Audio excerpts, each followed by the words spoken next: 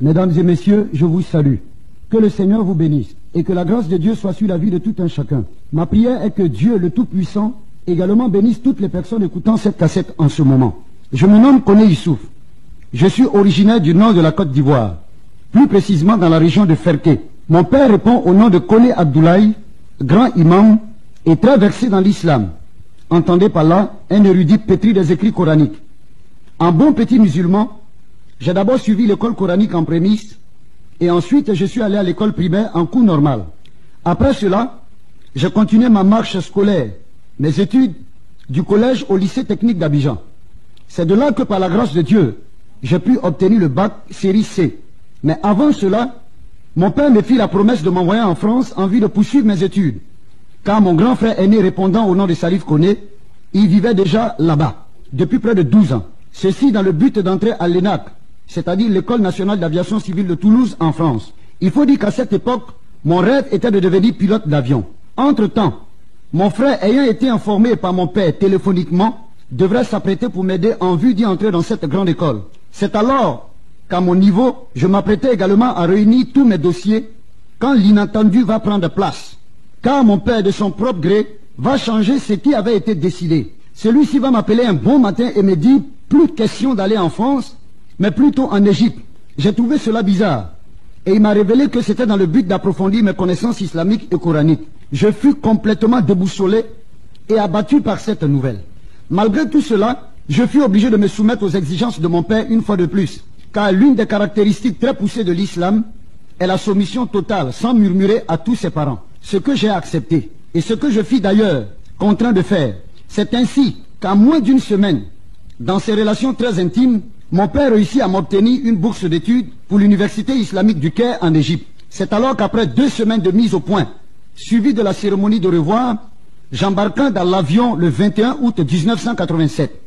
À mon arrivée, 2 jours après, par la grâce de Dieu, mon père va téléphoner à un professeur du nom de Sahim Abdulbak afin de me confier à celui-ci pour qu'il prenne soin de moi. Ce qui fut fait. De fil en aiguille, après 2 années intensives de cours approfondis dans le domaine de l'islamologie, j'obtiens un diplôme du nom de Al-Kamar. Entendez par là le diplôme lunaire. Un beau matin de vendredi, je reçois un appel téléphonique de la part d'un des professeurs nommé Taoufik, me demandant de m'y rendre chez lui. Arrivant en ce lieu, nous prîmes ensemble un verre de thé tout en nous mettant à discuter de l'islam. Comme aboutissement, celui-ci va me dire, Youssouf, n'oublie jamais tous les jours de ta vie le credo de l'islam, c'est-à-dire La ilaha Muhammad Rasulullah sallallahu alayhi wa sallam. Entendez par là, en vérité, il n'y a point d'autre Dieu que Allah et que seul le prophète Mahomet est son prophète. Il insista en me demandant d'être toujours attaché aux doctrines de l'islam et du Coran, sans toutefois ne jamais oublier Mahomet son prophète. Je lui ai dit par la grâce de Dieu, je le ferai. Je répondis également que je ne les oublierai jamais, si Allah le veut. De là, nous nous sommes séparés et je rentrai à la maison. Une semaine après, chose bizarre, ça va être cette fois-ci le tour du calife de l'université. Entendez par là le recteur de l'université qui m'invita chez lui.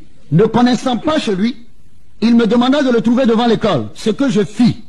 Quelques minutes après, vint cet homme et m'embarqua chez lui. Arrivé à son domicile, nous nous sommes assis. Après quelques 2h30 de conversation, ce dernier va me poser la question qui est celle-ci. Youssouf, ne veux-tu pas être riche tous les jours de ta vie? J'ai sauté en répondant par l'affirmative. Il faut reconnaître que la maison de ce calife était plus qu'un palais.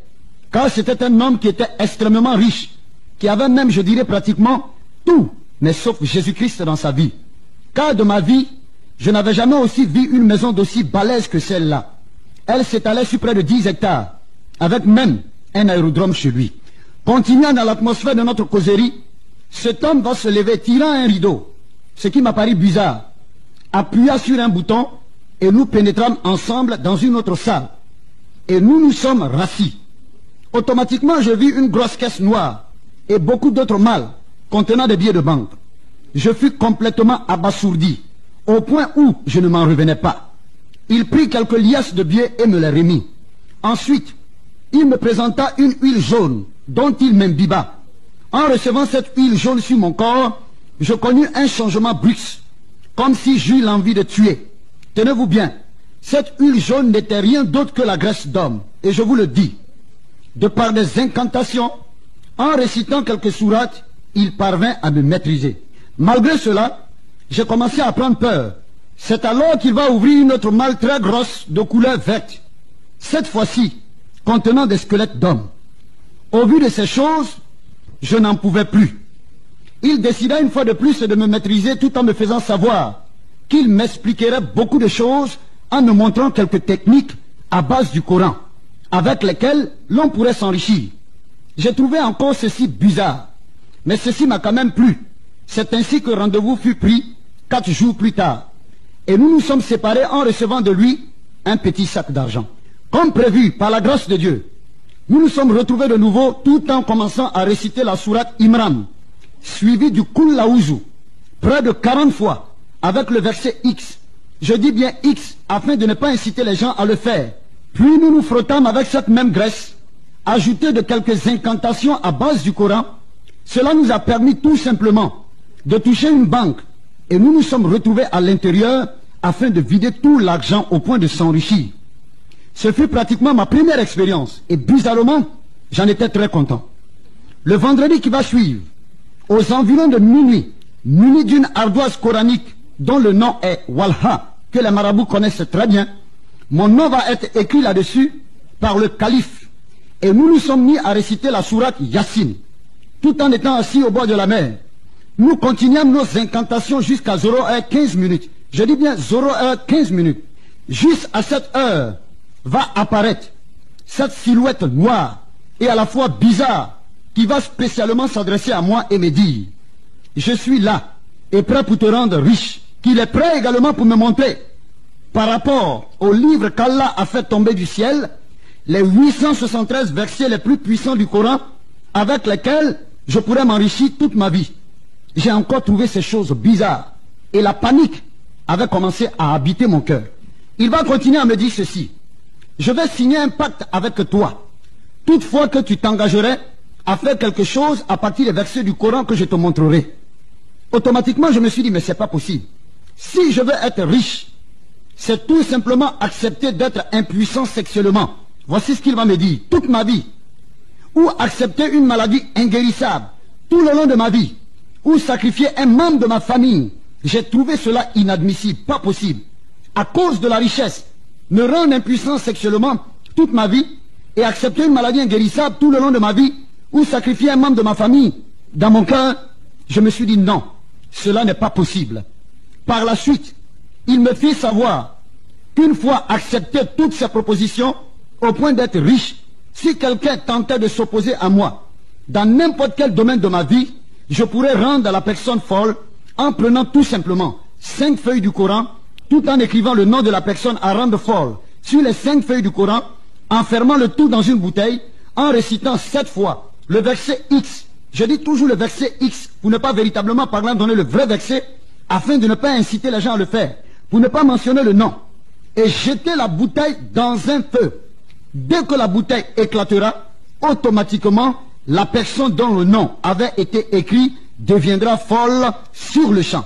Il va continuer encore avec moi. C'est alors qu'il va me dire, avec le verset Douma Kateb, la sourate X, le verset, je dis encore Z, pour réussir en affaires par exemple, voici ce qu'il va me dire.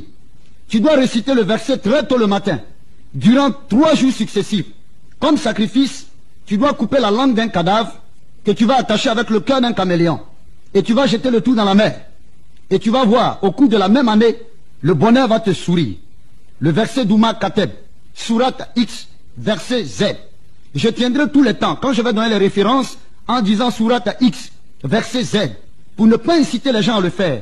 Parce que je rends ce témoignage, pas pour amener les gens à comprendre qu'ils doivent suivre ce chemin. Mais la chose la plus importante, c'est d'accepter Jésus-Christ.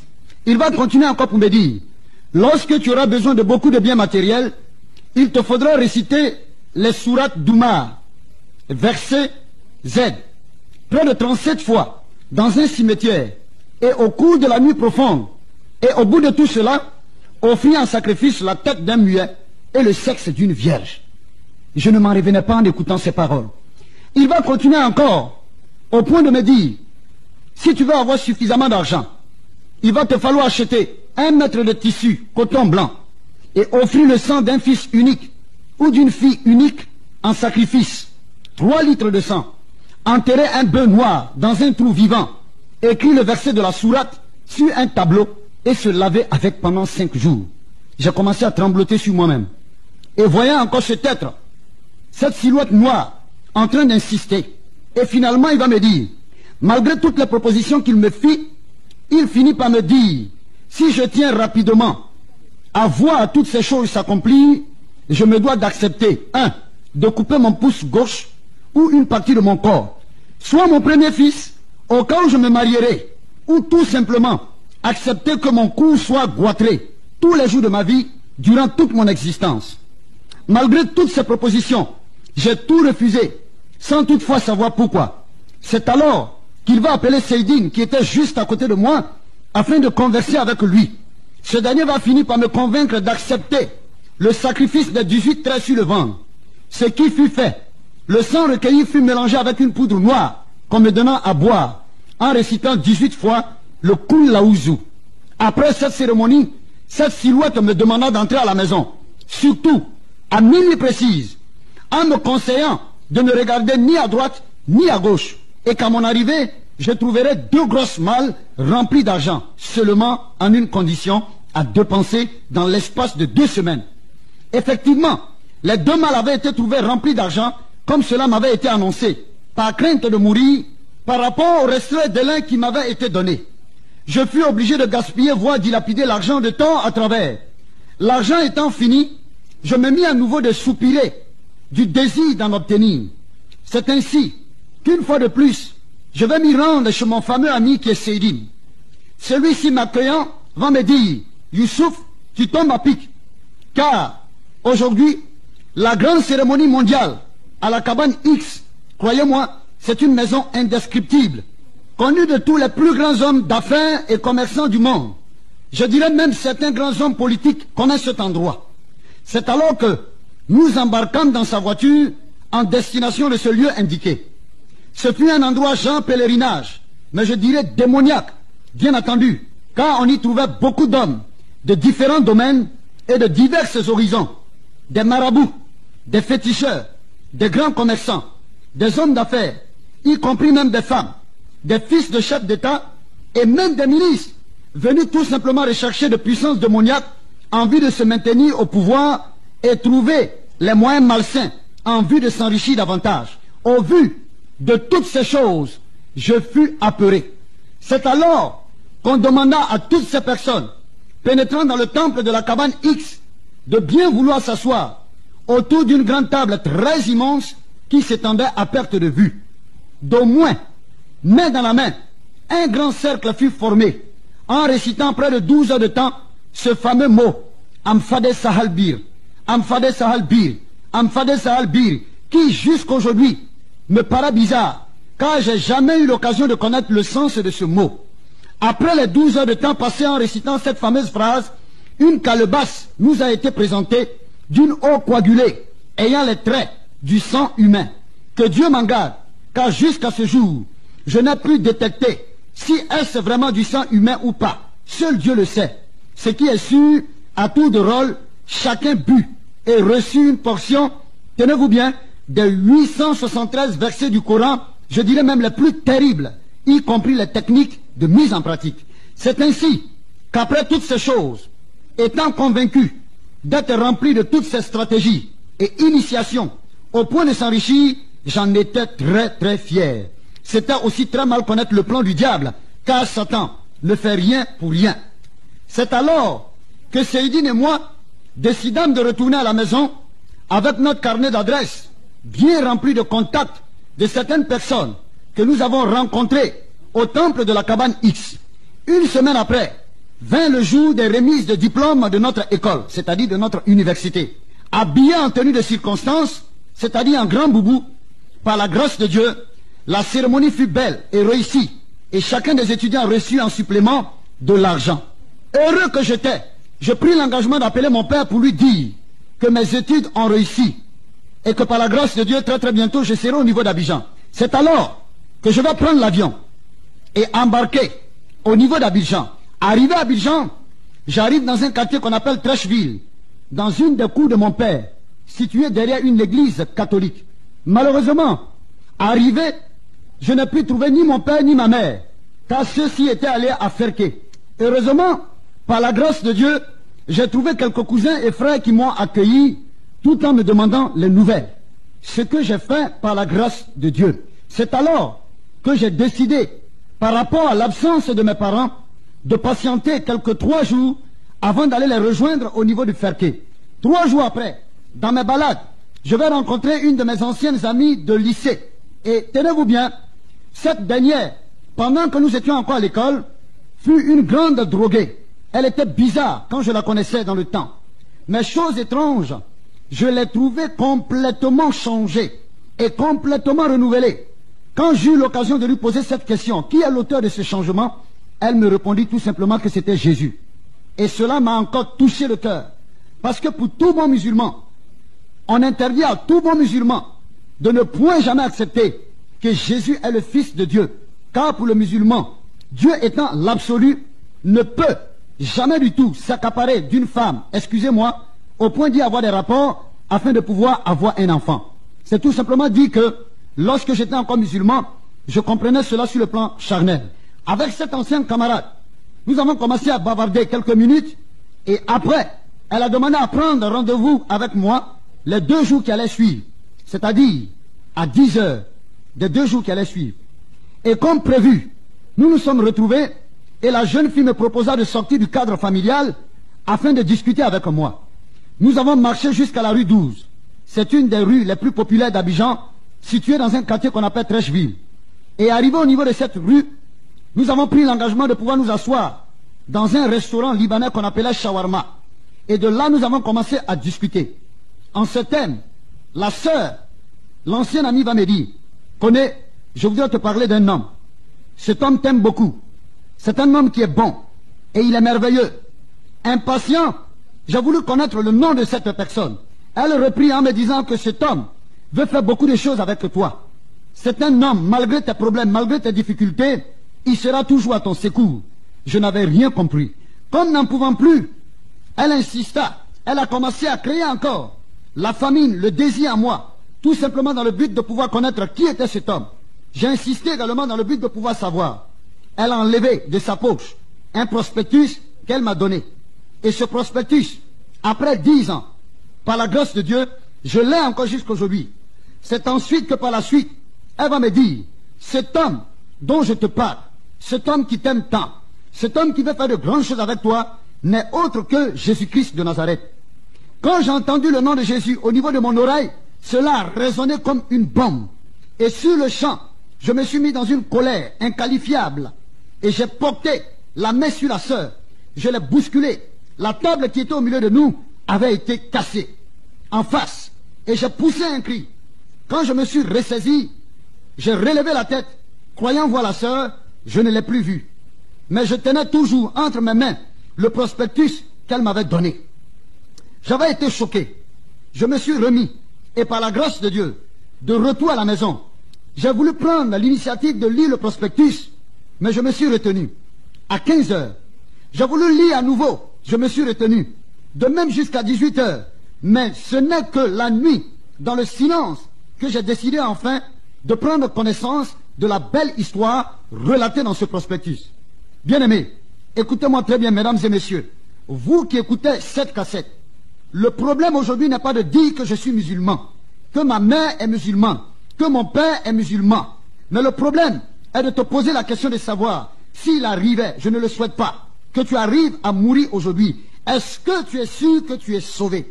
Est-ce que tu es sûr que l'islam est capable de te garantir le salut, sinon la vie éternelle? C'est ce que nous allons voir. Ma prière est que le Seigneur puisse t'éclairer afin que tu puisses véritablement parler en comprendre. Et quand j'ai pris l'engagement d'ouvrir le prospectus dans le but de pouvoir le lire, voici ce qui s'est passé. Il y avait une belle histoire. C'est cette histoire que je vais vous raconter. Il s'agissait d'une femme riche qui avait laissé sa petite fille dans la maison pour aller à son lieu de travail. Et derrière elle, la maison avait commencé à prendre feu. Et dans cette maison se trouvait cette petite fille. Or, voici que le feu va commencer à consumer la maison. Et l'incendie remarqué par la voisine fut immédiatement signalé par cette dernière aux sapeurs-pompiers. Arrivé sur les lieux, il s'avouait vaincu, car incapable ou ne désirant pas risquer la vie pour sauver la petite qui était à l'intérieur de cette maison. La mère de l'enfant, ayant été tenue informée, vint sur les lieux, alarmée, et décida de braver les flammes pour tout simplement sauver son enfant. Le chef des sapeurs-pompiers voulut s'opposer à cette décision, qui est pour lui une folie de la part de cette dame. Cependant, cette dame va résister en s'opposant. Elle va prendre l'engagement de s'infiltrer dans les flammes à travers les brasiers, tenez-vous bien, bien-aimés, à travers les brasiers de feu, pour retrouver sa petite fille au prix de sa propre vie. Elle parvint, par la grâce de Dieu, à sauver sa fille saine et sauve. Mais, quand cette dame fut sortie, elle fut complètement brûlée, défigurée, méconnaissable, et elle agonisait. Croyant qu'elle allait mourir, elle confia la garde de son enfant à sa petite sœur, qui résidait dans un autre État. C'était aux États-Unis. Et le nom de cette ville-là était Indianapolis. Mais voilà que par la grâce de Dieu, et Dieu étant amour, va permettre à ce que cette femme puisse véritablement parlant vivre longtemps. C'est ainsi que 20 ans après, elle se mit à la recherche de sa fille. Elle apprit que celle-ci était grande et était dans une école aussi intelligente. Sa sœur étant en voyage, elle se rendit à l'université et parla au recteur. Celui-ci fut très heureux de reconnaître la mère d'une brillante étudiante. La fille, à la vue de sa mère brûlée, excusez-moi, vilaine, calcinée, ne voulut pas la reconnaître et la chassa. 3 jours après, la femme revint et ce fut le même scénario. Et moi qui étais en train de lire le prospectus, automatiquement je me suis dit, mais cette fille, elle est vraiment méchante. Comment ne va-t-elle pas reconnaître sa propre mère? Mais malgré tout cela, la femme ne se découragea pas pour autant, car elle revint une 3e fois. Et cette fois-ci, elle convoqua une réunion de tous les étudiants, avec le recteur, des professeurs, et tout le monde y était présent. C'est alors que cette bonne dame va prendre la parole et va s'adresser à sa fille, au milieu de ses collègues étudiantes et au milieu de ses collègues étudiants, y compris le recteur de l'université et ses professeurs. Cette bonne dame va ouvrir la bouche pour dire, ma fille, aujourd'hui, ne veux-tu pas reconnaître que je suis ta propre maman? Aujourd'hui, tu m'abandonnes. Aujourd'hui, tu ne me reçois pas. Tout simplement parce que j'ai été brûlé. Tout simplement parce que j'ai été calciné par les feux. Mais laisse-moi te dire une chose. Si tu savais tout simplement que c'était à cause de toi que j'ai subi ce sort, tu serais en train d'y arriver dans mes bras et en train de m'embrasser. La bonne dame insista. Ma fille, je t'aime. C'est à cause de toi que j'ai été victime. C'est à cause de toi que j'ai été brûlé. C'est à cause de toi que j'ai été défiguré. À cause du fait que la bonne dame était en train d'insister, tout simplement pour amener la fille à reconnaître qu'elle l'était et qu'elle est sa propre mère, tout d'un coup, la fille a commencé à tomber. Elle a coulé les larmes. Elle a pleuré. Et quand elle s'est ressaisie, elle s'est relevée, elle a dit, maman, pardonne-moi, car je ne savais pas. Maman, je t'en supplie, pardonne-moi, car je ne savais pas. La fille est tombée, elle s'est relevée encore une fois de plus, elle a embrassé sa maman, elle a fait les accolades à sa maman. Après avoir fini de lire ce prospectus, j'ai commencé moi aussi à couler les larmes, parce que j'ai senti cette histoire merveilleuse. J'ai senti cette histoire très intéressante, mais chose bizarre, j'ai commencé à couler les larmes. Je me suis dit, oh Dieu merci, de ce que la fille a reconnu sa propre mère. Pendant que j'étais dans ma chambre, couché sur le lit, j'entends au niveau de la porte, coc, coc, coc, coc, coc, coc, après de 3 reprises. Tenez-vous bien, c'était la merveilleuse sœur que j'avais connue, avec qui nous avons eu des discussions par rapport à Jésus-Christ qui était derrière la porte. Quand j'ai ouvert la porte et que je l'ai croisée, j'ai commencé à continuer de pleurer. Ne pouvant pas retenir mes larmes, je suis tombé au-devant d'elle. J'étais à genoux, comme un petit enfant. Et tout d'un coup, elle a levé la main qu'elle a imposée sur ma tête. Elle a dit, Seigneur, voici le mot que j'ai entendu, donne-lui ta paix. Donne-lui ta paix. Et croyez-moi, depuis mon existence sur cette terre, quand cette sœur m'a imposé la main sur la tête, je n'ai jamais expérimenté cette paix que je venais à peine d'expérimenter quand elle a posé la main sur ma tête.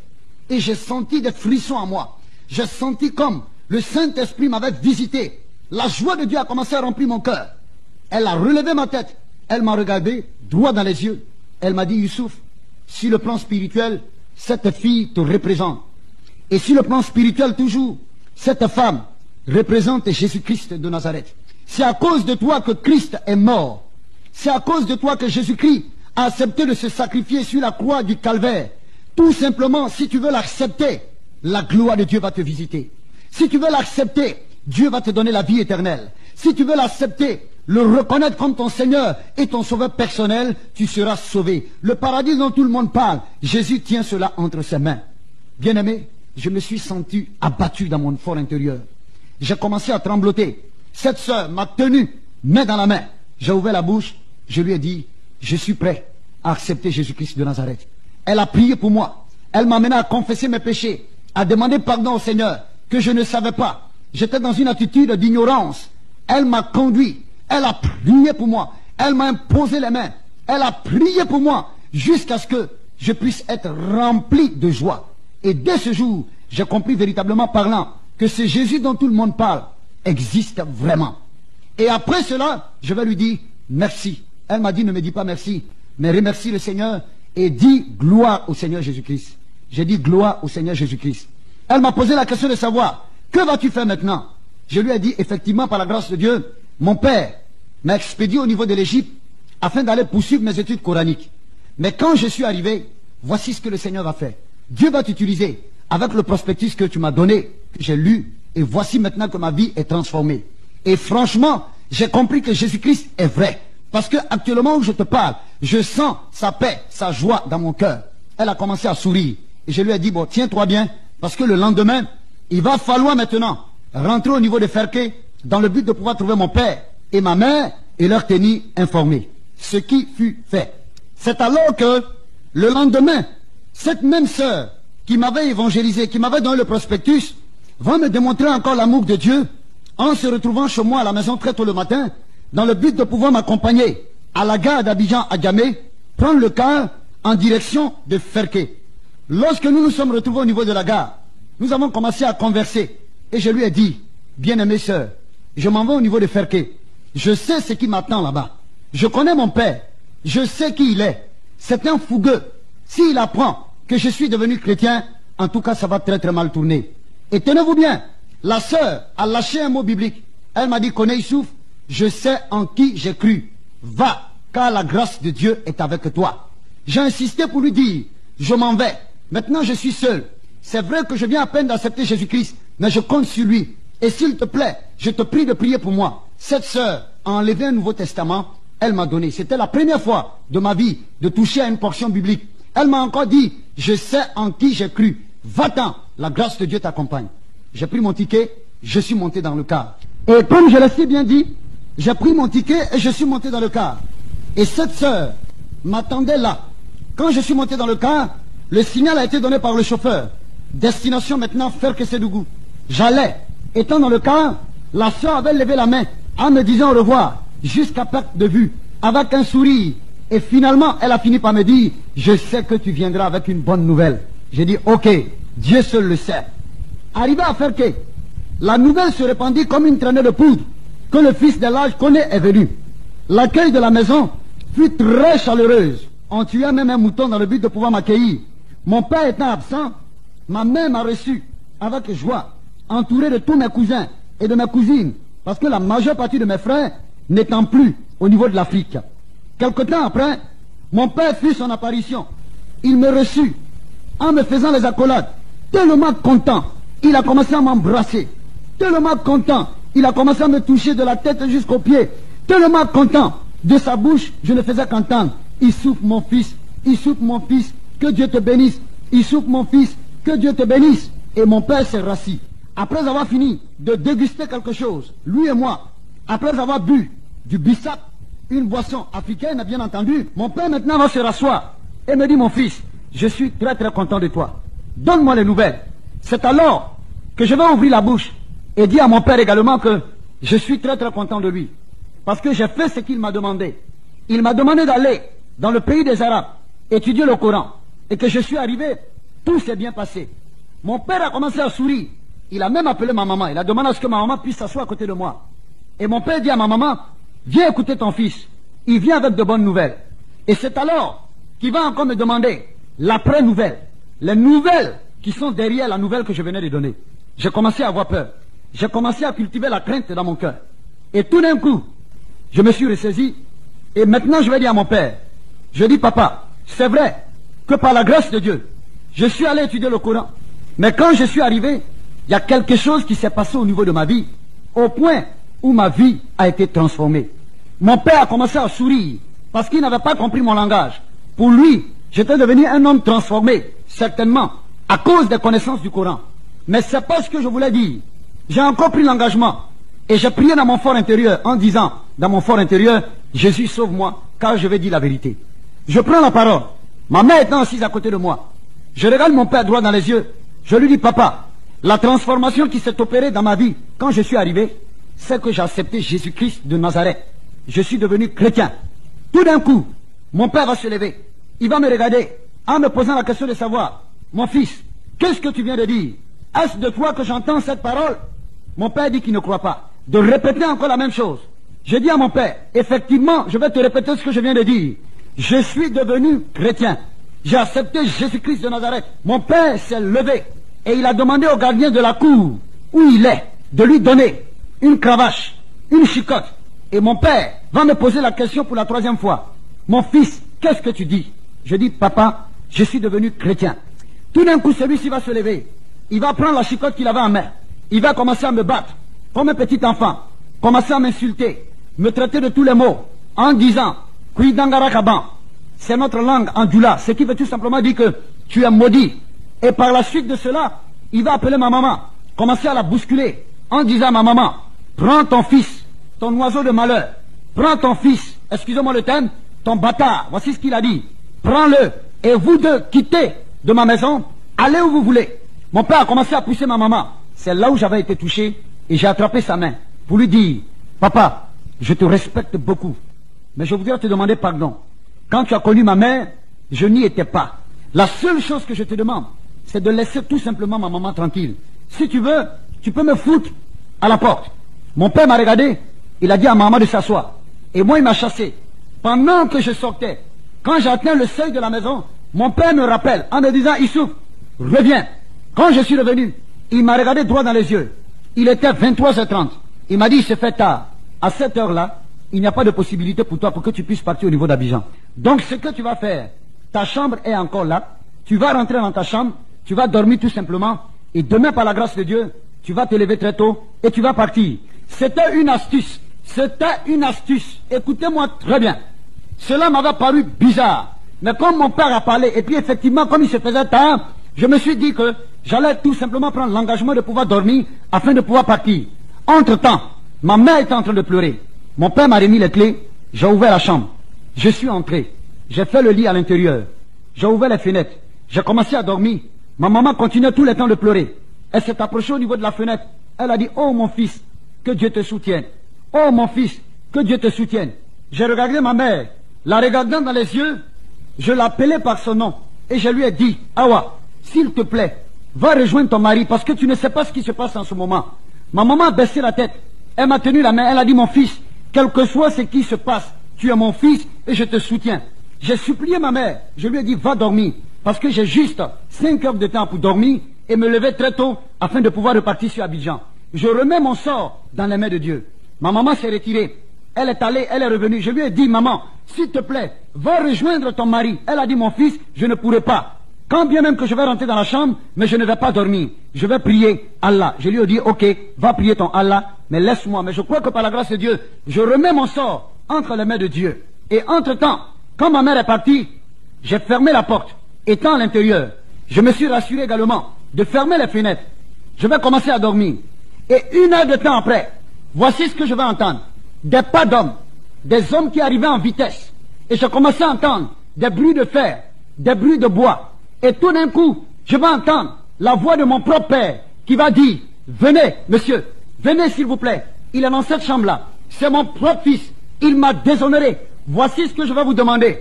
Prenez de l'essence, mettez dans la maison, déposez au-dessus de la maison et allumez le feu.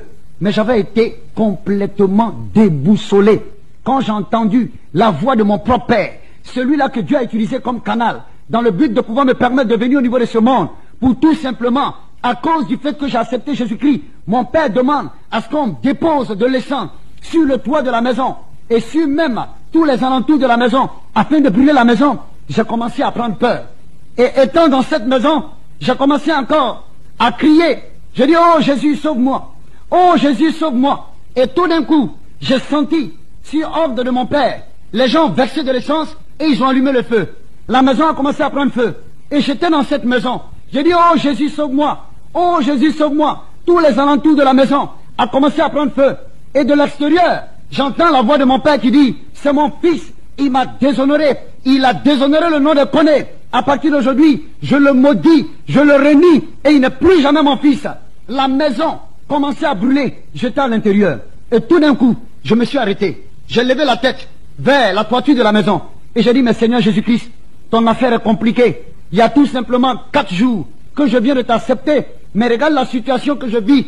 Et bizarrement, en commençant à élever la voix, en accusant Jésus, en disant, Jésus, c'est à cause de toi que je suis dans cette situation. C'est à cause de toi, je suis dans cette maison qui est en train de prendre feu.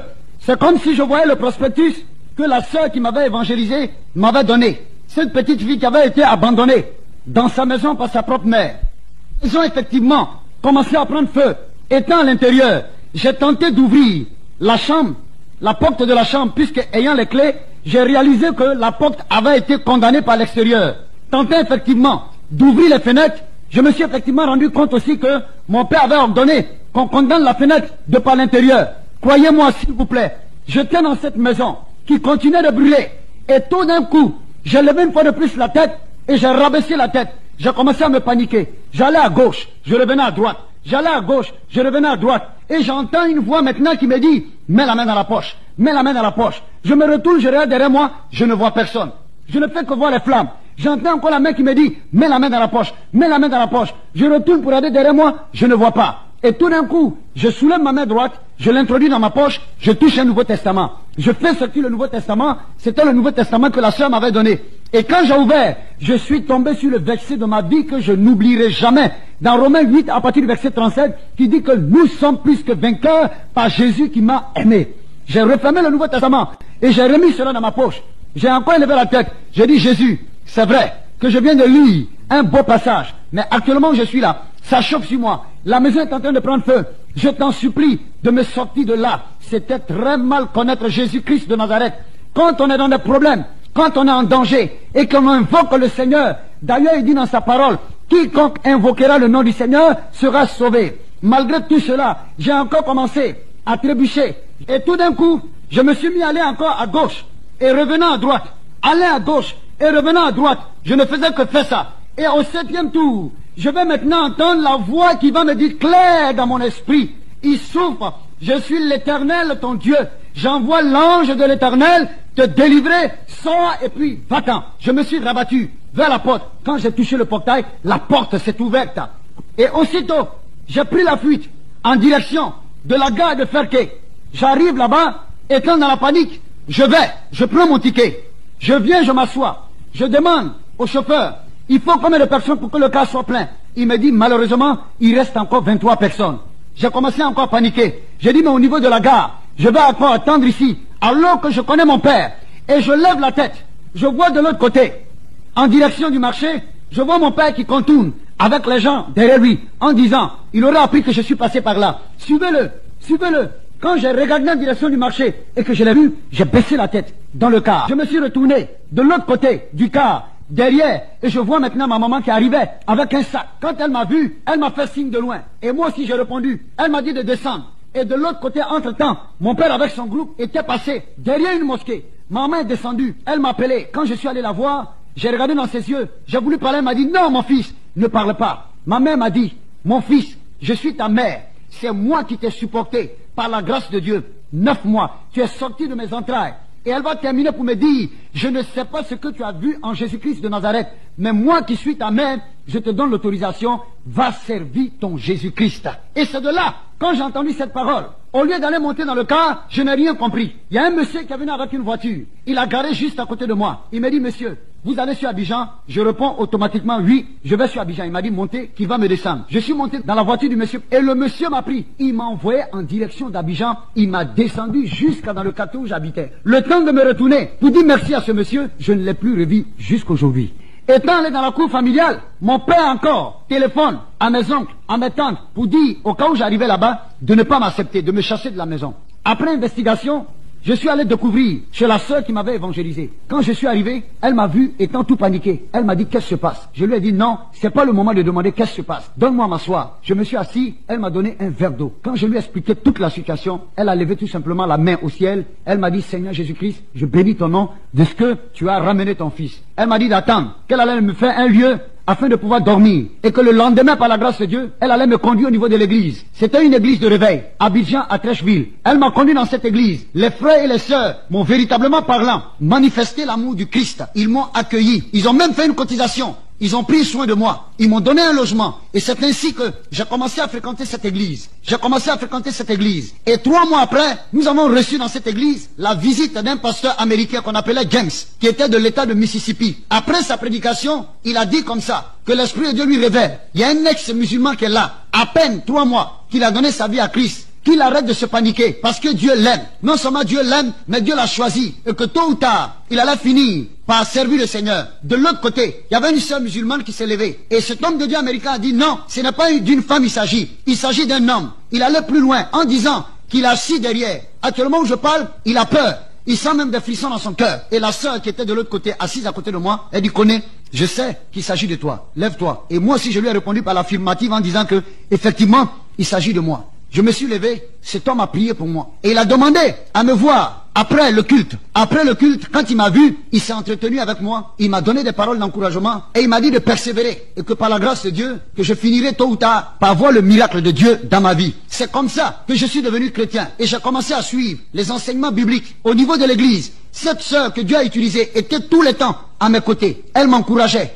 Elle priait pour moi. Elle me soutenait dans tous les domaines de ma vie. Jusqu'au point où j'ai été baptisé. Et quelque temps après, j'ai commencé à grandir dans cette atmosphère chrétienne. Les frères et les sœurs continuaient de me démontrer leur amour. Et 2 années plus tard, une révélation encore va sortir au niveau de l'église en disant que j'avais été choisi parmi ceux qui devaient aller au niveau de l'école biblique, c'était au Nigeria, afin de suivre une formation pastorale. J'ai dit, ok, par la grâce de Dieu, puisque j'ai été sélectionné, je vais voir ce qu'on va faire. Et entre-temps, je vais retourner à la maison. Je vais encore prendre le Coran. Et je vais commencer à fouiller en faisant des recherches. Je me suis posé la question de savoir. Le problème aujourd'hui n'est pas de dire que tu es musulman. Le problème aujourd'hui n'est pas de dire que parce que ton père est musulman, ou bien ta mère est musulmane, tu dois demeurer toi aussi musulman. Mais pose-toi la question de savoir, est-ce que l'islam sauve?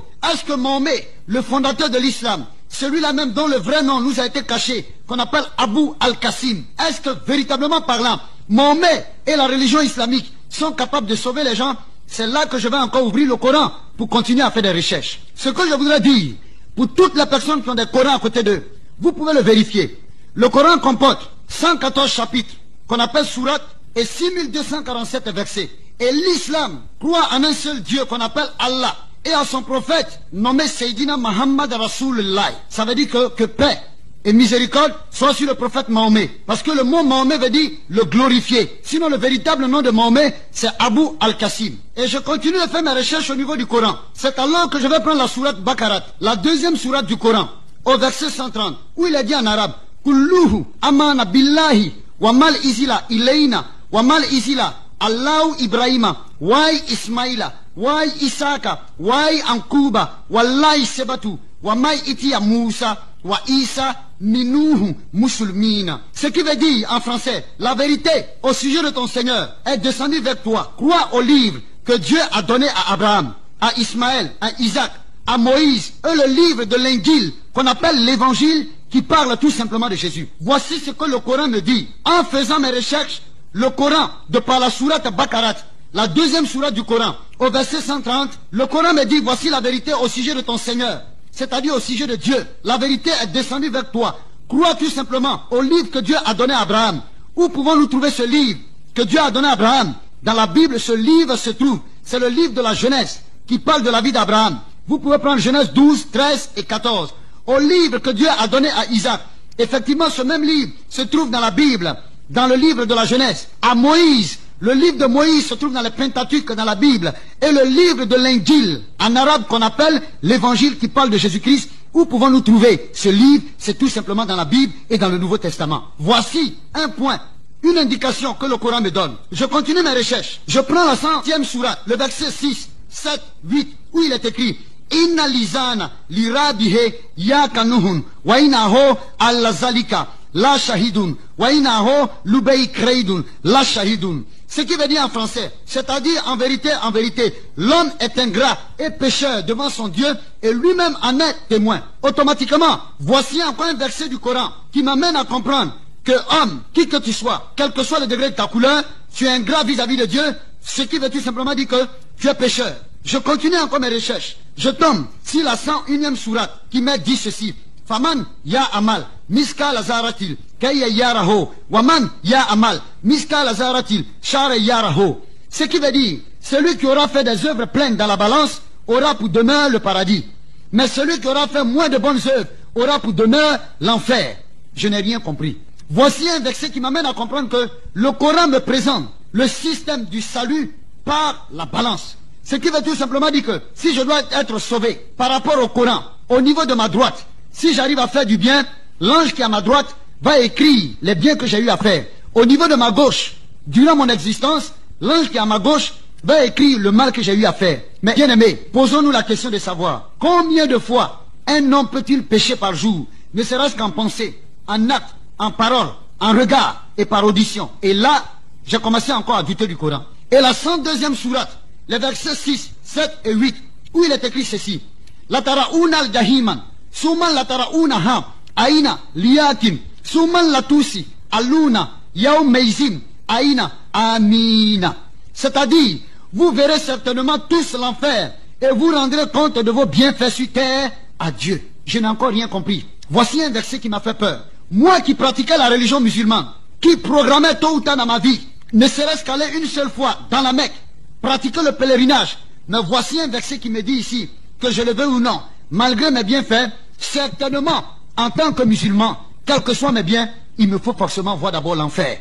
Alors là, j'ai commencé encore à avoir peur. Voici un verset encore qui me démontre qu'il n'y a pas de salut dans l'islam. Et je continue mes recherches. À la sourate 10, verset 49, il a dit ceci, je vais le lire en français. Si tu es dans le doute, interroge ceux qui ont reçu les Écritures avant toi. Voici un passage qui s'adresse à Mahomet pour lui dire, Mahomet, si tu es dans le doute par rapport à ta religion, si tu es dans le doute par rapport au Coran, parce que les musulmans nous font croire que le Coran est un livre qui est descendu du ciel, s'il vous plaît, je vous demande pardon, frères musulmans, de grâce, comment est-ce qu'un livre peut-il être capable de descendre du ciel? Et d'où vient véritablement parlant ce livre? Ali, vous me dites que ce livre vient de Dieu, mais voici que ce même livre qui est toi. Ceux qui ont reçu la parole de Dieu avant toi, quels sont ceux qui ont reçu la parole de Dieu avant Mahomet? Ce sont les chrétiens, tout simplement les chrétiens. Parce que l'histoire lui-même démontre que Mahomet, le prophète de l'islam, est venu tout simplement 632 ans après notre Seigneur Jésus-Christ. Quelle réforme peut-il être capable de pouvoir apporter? Malgré tout cela, je continue encore mes recherches dans le Coran. La sourate 131 et 132, le Coran dit ceci: obéissez à Dieu et à ses messagers, peut-être vous serez touchés par grâce. Voici encore un verset qui ne me garantit pas le salut. Le verset me dit, peut-être je serai touché par grâce. Le verset me dit, obéissez à Dieu et à ses messagers, peut-être vous serez touchés par grâce. Voici un verset qui ne me garantit pas le salut. Au contraire, ce verset me met dans le doute. C'est la sourate 131 et 132. Je continue encore mes recherches. Je vais à la sourate 6, au verset 155. Il est dit ceci: voici un livre que nous avons fait descendre. Suivez-le et soyez pieux. Peut-être vous serez touchés par grâce. Alors là, j'ai commencé à être scandalisé. La sourate 6 me dit, à partir du verset 155, il dit, voici un livre, c'est-à-dire le Coran, que nous avons fait descendre. Suivez-le et soyez pieux.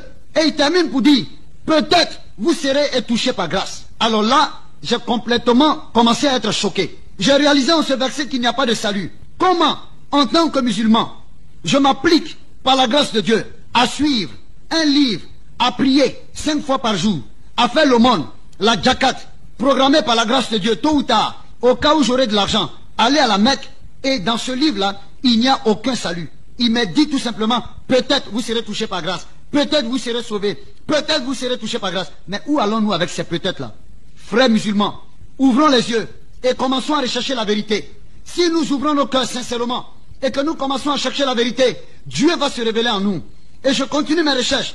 Je réalise dans la sourate 3, versets 55 à 57, il est dit, tous ceux qui suivent Jésus sont au-dessus de tous ceux qui ne croient pas en lui jusqu'au jour de la résurrection. Alors là, j'ai été complètement scandalisé. Voici un verset qui me démontre par le Coran que celui qui suit Jésus est au-dessus de tous ceux qui ne croient pas en Jésus. En un mot, le Coran était tout simplement en train de m'indiquer que Jésus-Christ est la voie qui est à suivre. Et là, j'ai fermé le Coran. J'ai été complètement déboussolé. La sourate 3, le verset 55 à 57, qui dit bien ceci. Tous ceux qui suivent Jésus sont au-dessus de tous ceux qui ne croient pas en lui jusqu'au jour de la résurrection. Et je continue mes recherches. Je vois que dans le Coran, Jésus est appelé Issa, Al-Masih, c'est-à-dire le Sauveur. Et le même Coran dit de Jésus qu'il est Kalmatullah, c'est-à-dire qu'il est la parole de Dieu. Et le même Coran continue en disant de Jésus qu'il est l'Esprit de Dieu, c'est-à-dire Ruhullah. Malgré cela, pour aller plus loin, je continue encore mes recherches par rapport à certains documents que j'ai sous la main. Je prends d'abord la vie de Mahomet. Je considère la vie de Mahomet. Et dans ces documents, il a dit ceci. Le père de Mahomet se nommait Abdallah et sa mère Amina. Il naquit ainsi comme tout le monde, de son père et de sa mère. Aucun fait extraordinaire ne signala la venue de Mahomet. Et pendant plusieurs années, aucun signe miraculeux ne le mit en relief. Et ce n'est qu'à l'âge de 40 ans qu'il prétendit que l'ange Gabriel lui avait parlé. Mais jusque-là, rien ne le désigna à ses contemporains comme étant destiné à devenir un grand prophète.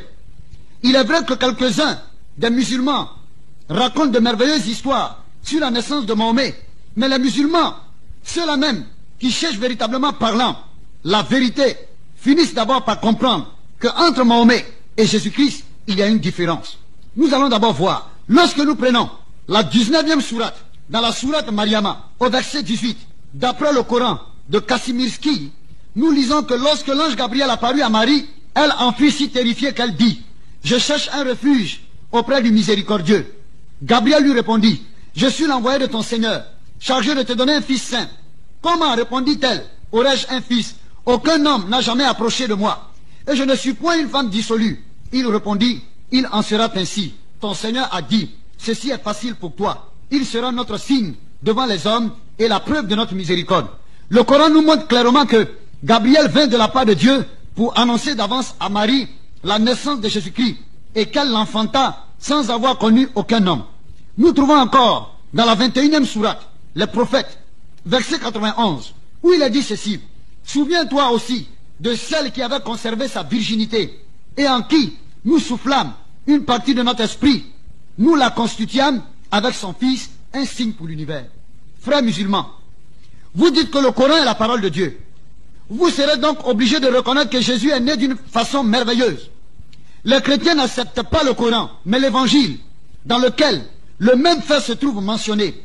Plus de 7 siècles avant la naissance de Jésus-Christ, le prophète Ésaïe, au chapitre 7, verset 14, écrivait ces paroles. « Voici, la vieille sera enceinte, elle enfantera un fils et elle lui donnera le nom d'Emmanuel. » Ce qui signifie Dieu avec nous. Le récit de l'accomplissement de cette prophétie se trouve dans l'évangile, Luc 1, 28, 36, et est ainsi conçu. L'ange étant entré dans le lieu où était Marie lui dit, « Je te salue, toi à qui une grâce a été faite, le Seigneur est avec toi. » Troublée par cette parole, Marie se demandait ce que pouvait signifier une telle salutation.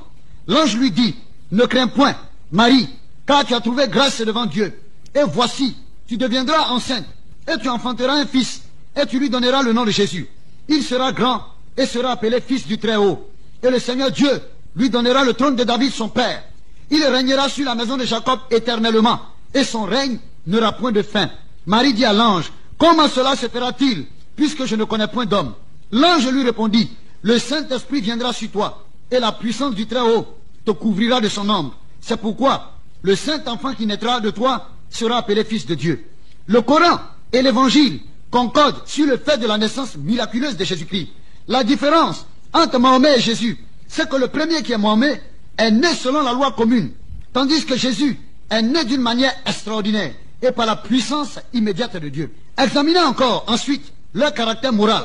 Nous verrons qu'une grande différence existe encore entre les dieux. Je continue. Mahomet étant né, comme naissent tous les autres hommes, il doit nécessairement hériter de la même nature pécheresse.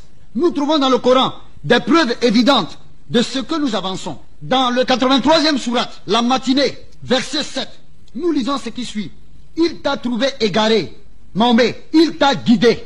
Et au 57e verset de la 40e sourate, nous lisons encore, implore auprès de Dieu le pardon de tes péchés. De même, dans la 110e sourate, l'assistance. Et au verset 3, il est écrit, chante la louange de ton Seigneur et implore son pardon. Voici encore des versets qui demandent que Mahomet, Seydina, Muhammad Rasulullah, le prophète de l'islam, est né pécheur. Et le Coran même, dans la 110e sourate, l'assistance, au verset 3, il est écrit, chante les louanges de ton Seigneur et implore son pardon. Voici un verset qui demande que Mahomet est pécheur et qui doit demander pardon à son Dieu. Frère musulman, toi qui m'écoutes, peut-être que tu es sur ton lit en train de te coucher. Peut-être que par la grâce de Dieu, tu as reçu cette cassette étant dans ta voiture. Peut-être que tu as assemblé avec tes amis autour d'une tasse de thé afin de pouvoir écouter cette cassette. Peut-être que tu étais en train de marcher dans la rue et tu as entendu cette cassette. Tu t'es arrêté. Mon frère, ma soeur, mes bien-aimés frères et sœurs musulmans, je vous demande pardon. Pensez au salut de votre âme. Jésus-Christ a dit, venez à moi, vous tous qui êtes fatigués et chargés, et je vous donnerai du repos. Il dit, prenez mon joug sur vous et recevez mes instructions. Car je suis doux et humble du cœur, et vous trouverez du repos pour vos âmes. Car mon joug est doux et mon fardeau léger. Matthieu 11, versets 28 à 30. Par sa mort, nous pouvons obtenir le pardon de nos péchés, et par son secours, être rendus capables de lutter contre le péché et de vaincre Satan. Il nous délivrera de tout mal.